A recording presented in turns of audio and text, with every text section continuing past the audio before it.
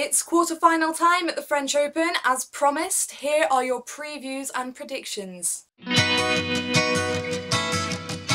Hey guys, before we start, I want to apologise if the lighting is really bad today. I'm in Britain and naturally it's raining. Today is unscripted because I need to be able to get this video up on time, therefore I can't spend as much time editing out all the gaps when I'm preparing what to say next. So it's the second week of action in Paris. There are 8 quarter-final matches, 4 on the women's side and 4 on the men's side. I have picked 4 of these which I think are the headline matches, and I'm going to do a brief preview of them in this video. Let's start with number 3 seed Simona Halep against number 5 seed Elina Svitolina. Svitolina as the number 5 seed at a Grand Slam sounds a bit foreign, but she has won more ranking points than any other player this season thanks to her consistency, so it really shouldn't be that surprising. The two have taken somewhat different routes to the quarterfinals. Halep is yet to drop a set. Interestingly, Suarez Navarro was the first seeded player that Halep faced,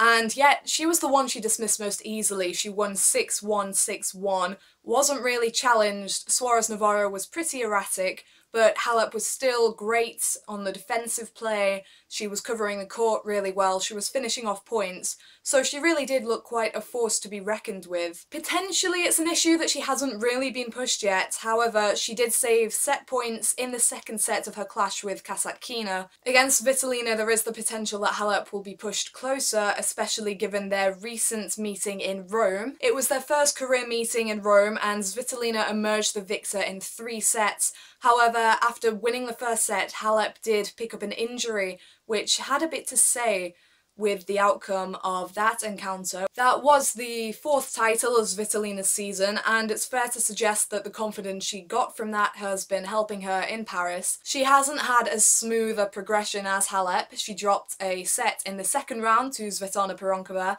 and a set in her 4th round match with the also unseeded Petra Martic. However, her comeback in the 3rd set with Martic shows that she could be a real force against Halep. She was 5-2 down and 30 love down, but she won 20 of the last 24 points to emerge victorious. Now, Martic wasn't playing great tennis in the end. She did choke a bit when the time came to serve for the match. She was putting in errors.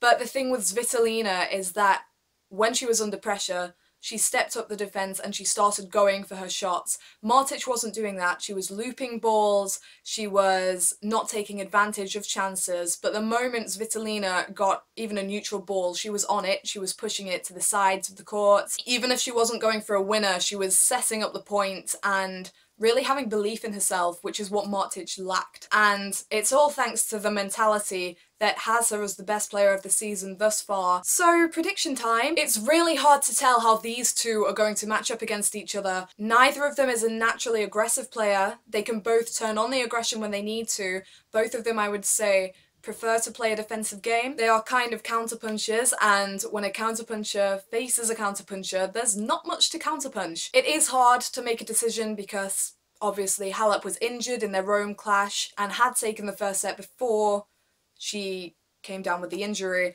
So on gut instinct, I'm not even sure if it is my gut instinct, but I am going to go with Halep in 2 sets. Not confident in that, I have to admit. I have to tell you something, me with predictions, I hate predicting scoreline outcomes because I'm someone who I never write anyone off, even if it's like the world number 215 playing Novak Djokovic. I'm not going to say they're not going to win because I think everyone is in this game for a reason. Everyone has the potential to pull off an upset, and we've seen it in recent times. So when I predict someone to come through, like I've just said, Halep in 2 sets, it's kind of suggesting that I don't think Svitolina will win when I am perfectly aware that she could well win. So predicting really annoys me, and I honestly think that Svitolina could come through and I wouldn't be surprised if she did. But Halep has the experience here as well of making the final in 2014, going deep on these courts, so I will back Halep and we will move on. So here is the big one. Number 2 seed Novak Djokovic against number 6 seed Dominic Thiem. This was the semi-final, one of the semi-finals last season, and Djokovic came out on top pretty easily. They also met in Rome last month and Djokovic came out on top pretty easily again. And he dominates the head-to-head 5-love. However, Thiem should not be written off so easily. He's actually one of the only men left in the draw to have not dropped a set so far in Paris. His last win came against Horacio Zeballos and he came through 6-1, 6-3, 6-1, which is pretty dominant for a Grand Slam 4th round. He was striking solid from the baseline, he was there in the pressure moments and the big points, and all round Thiem has been looking generally really impressive, backing up his great clay court showings prior to this tournament. So mentally and physically he has been looking really great, but as with Simona Halep, he has not really been tested yet, which against a player like Djokovic could be a problem. This match is surprisingly scheduled on the Suzanne Lenglen court, not the biggest court Philippe Chatrier, which I originally thought might be a good thing for Thiem. I thought he might prefer the faster pace. He's never played on Chatrier before. However, it was Lenglen on which he got absolutely thrashed, pretty much, by Djokovic last season. Thiem was hitting well, looking great, but Djokovic blew him off the court, kind of like what happened in Rome. He played a brilliant match against Nadal beforehand, but his tactics were very much manufactured to Nadal's top-spinning game style and not to Djokovic. So it's really hard to judge how this is going to play out heading into things. Djokovic hasn't had quite as smooth a path as Thiem. He has won 3 matches in straight sets, including the last one against Albert Ramos Vinolas. Djokovic needed a tie-break to edge out the first set, but then rolled through the second 2, which is good signs for him after he was really pushed against Diego Schwartzman in round 3. Now, it appeared in his opening 2 matches that Djokovic's new partnership with Andre Agassi was paying dividends. However, Schwartzman, who is a pretty tiny player for an ATP player at 5'7", really went after his shots, really put the pressure on Djokovic, and technically that should have been a straight sets win for the Serb, but he was pushed to 5. Actually, Schwartzman took a 2-1 lead, even though he wasn't playing perfect tennis himself, and this is where Djokovic is having issues at the moment, because he is throwing in those unforced errors, he is playing a good point and then completely disappearing on another. In recent times there have been promising showings for Djokovic, such as his win over Thiem in Rome, but it is as if he's taking 2 steps forward and 1 step back. After taking a 2-1 lead, Schwartzman just ran out of energy. He just couldn't sustain the energy that he was putting in to get that lead on Djokovic. Given his latest rhythm of kind of progressing and then drawing back a little bit, Djokovic might be due a bad match against Thiem. However, then we go back to the head-to-head and see that Djokovic is 5-love to the good. So my prediction is Djokovic in 4, but again, if Thiem brings his best tennis and Djokovic is slightly off, I wouldn't be surprised to see the Austrian coming away with the victory. Speeding on to another women's match, number 13 seed Kristina Mladenovic against the number 30 seed Timea Bacsinszky. Now, in a roundup I did of the first week in Roland Garros, I named Bacsinszky as a dark horse of the competition, and she's kind of living up to her name. Before her match with Venus Williams in the 4th round, she had only dropped 9 games all tournament, very much under the radar, and against Venus she repeated her upset of the American in the 4th round last season. What I found most impressive about it was the way she rebounded, because she actually led 5-1 in the opening set, but Venus came back and won 6 straight games to take a 7-5 lead on her. Nevertheless, Bacsinszky regrouped and won the next 2 sets 6-2 and 6-1. She may not have done much on tour recently, but Bacsinszky has a good history at the French Open. She reached the semi-finals 2 years ago and was a set and a break-up on Serena Williams before losing. And last year she did well to get back to the quarter-final stage of the event, which is where she finds herself yet again. She has a very unique style of play, very consistent, likes to move her opponents around the court, gets the slices in there, doesn't really hit with much power, and this is something that could trouble Mladenovic unless Mladenovic gets her to move around first. I've mentioned before about Mladenovic's experience in doubles and how she brings a variety of tennis to the court as a result of that, and she has been showing some of that in Paris so far. It's not been the easiest of times so far for Mladenovic. She says she came into the event injured and barely survived her first round match against Jennifer Brady. She won that 9-7 in the third set. And then after a much easier win against former finalist Sara Errani, she squeezed past Shelby Rogers 8-6 in the deciding set in round 3. But this displays a mentality that outdoes most of the tour at the moment, and Mladenovic very much has it in her possession. She refuses to lose, and with the crowd behind her as well, it's pushing her on to looking very promising to make even the final round of this event. Her last victory came over defending champion and number 4 seed Garbiñe Muguruza. It was something of a seesaw of a match. I didn't see all of that match. I saw the statistics, and I also saw a lot of controversy regarding the way Muguruza was treated by the renowned French Open crowd in that match. Actually, the Spaniard left press in tears after being asked about Mladenovic cheering her errors and the harsh way that she was treated by the spectators. So Mladenovic has a massive advantage not being on the wrong side of that. It can be very intimidating and off-putting for her opponents, and I don't feel you can say that Mladenovic played a great match when she ended it with 16 double faults. That's 4 games worth of double faults. But her mentality is pulling her through. Bacsinszky is a new challenge, a unique challenge, but the key for Mladenovic is to move her around, open up the court to hit the winners before Bacsinszky gets her on the run. My prediction for this one is Mladenovic in 3, but again, anything could happen, so if Bacsinszky wins, which I almost predicted her to, I really was very close to it, then I am not surprised at all. And finally we come to top seed Andy Murray's clash with number 8 seed Kei Nishikori. This will be their 11th career meeting. Starting with Murray, he entered the tournament not looking too promising. He wasn't listed as a favourite really, which is surprising for him entering a Grand Slam, especially when he made the finals last year. Nevertheless, he definitely looks more promising after his last 2 matches in particular, and the mentality of the players opposing him has had a little bit to say in how he has progressed. After a 4-set win against Andrei Kuznetsov in round 1, he was up against Martin Klizan, a fiery big hitter who is known for having the potential to trouble top players. Klizan served to take that match to a 5th set, but mentally he was nowhere.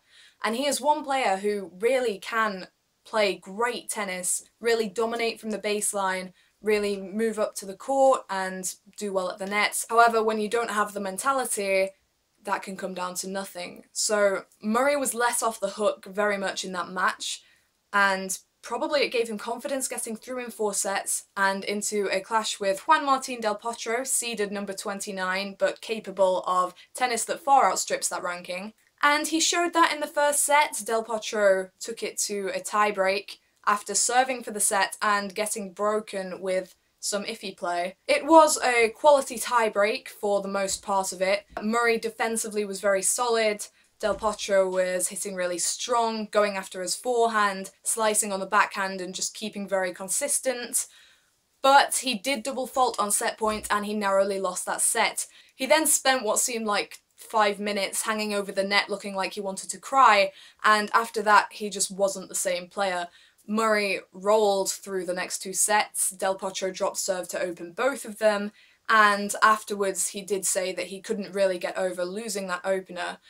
Nevertheless, he really forced Murray to step up his game in the opening set, and that continued afterwards as Del Potro kind of deflated. 7-5 and 6-love were the final set scores, and it was definitely one of the best matches of Murray's season, if not the best. So then he came in for his 4th round match against Karen Khachanov, a 21-year-old who is looking promising. However, given his lack of experience, Khachanov was not really able to give Murray much of a test. It was a big stage, bigger than any he'd ever played on, his first time facing Murray, and he broke twice in the match and was broken straight back each time. Murray, on the other hand, very much more solid than he has been, looking good defensively, setting up the points well, and frankly, he is looking very promising with the draw that he has to go deep.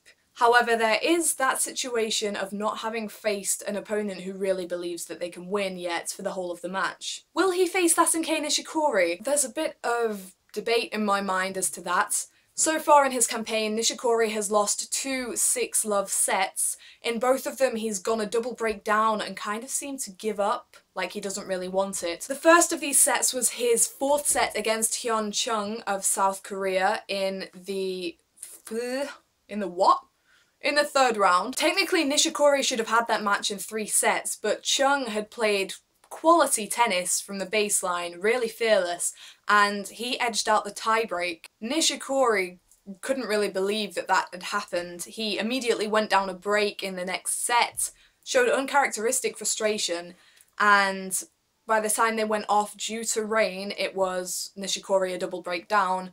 Came back out on Sunday and lost the set, but regrouped to win the 5th. Now, in his 4th round match with Fernando Verdasco, Verdasco was playing the fiery tennis he is so often capable of, but doesn't often produce. And Nishikori was rallying well enough with Verdasco, but the Spaniard kept landing the final blow. And at 5-love down, Nishikori had every opportunity to hold serve and force Verdasco to serve it out.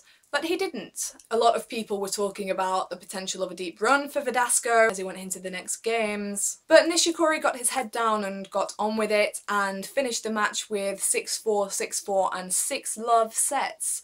So maybe it's something of a mental strategy for Nishikori to put a set behind him and immediately get back to business in the next one. However, it's not something that he can really afford against Murray, who doesn't give away free points that much. And that's something Nishikori will know from past experience, and generally he does bring his best game to these players. Now, Nishikori doesn't have a great history at the French Open. His best showing was a quarter-final in 2013, where he was 2 sets to love down against Jo-Wilfried Tsonga, came back to force a 5th set, but went down eventually. Doesn't really have any big wins in Paris. However, Nishikori faced Murray in the quarterfinals of the US Open. Murray led by a break in the 5th set, and several times there were points where you just felt that Murray was going to close it out, and Nishikori came back and he won that 7-5.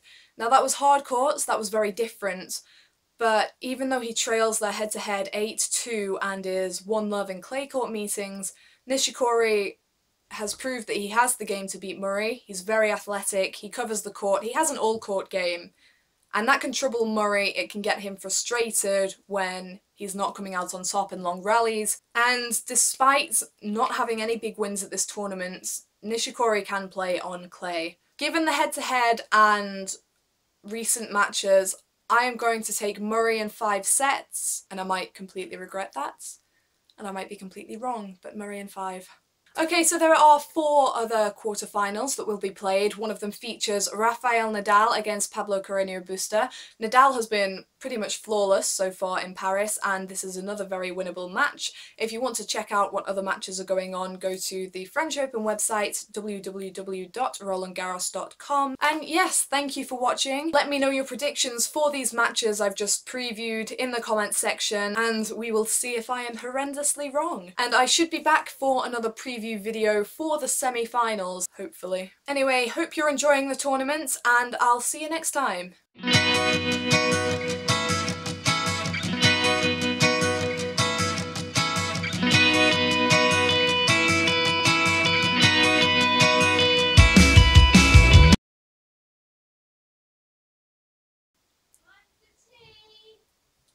I'll be 5 minutes! But Nishikori quietly got his head down and got on with it and finished off the match with 3 sets